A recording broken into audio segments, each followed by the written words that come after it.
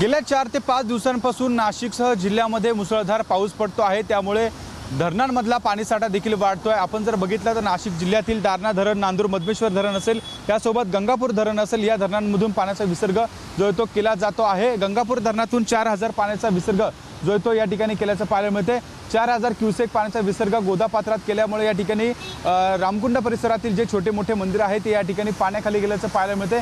वाहनतळ देखील पाण्याखाली गेल्याचं पाहायला मिळत आहे। आपण जर बघितलं तर या ठिकाणी जो दुतुंड्या मारुती आहे त्या मारुतीच्या जवळपास गुडघाभर पाणी जे आहे ते आपल्याला असल्याचं पाहायला मिळत आहे। जे आजूबाजूचे रस्ते आहेत ते देखील या ठिकाणी बंद असल्याचं पाहायला मिळते। एकूणच जर बघितलं तर गोदावरीची पूरस्थिती जी ती कायम आहे।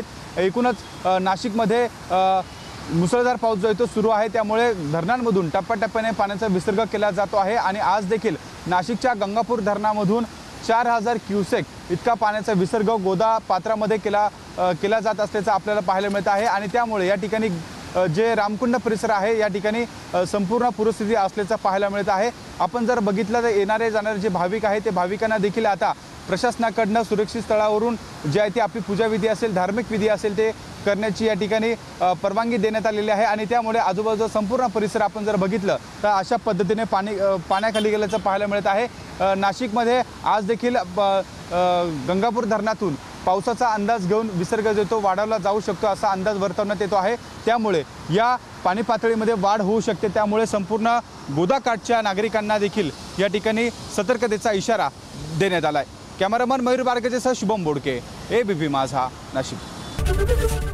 एबीपी माझा, उघडा डोळे बघा नीट।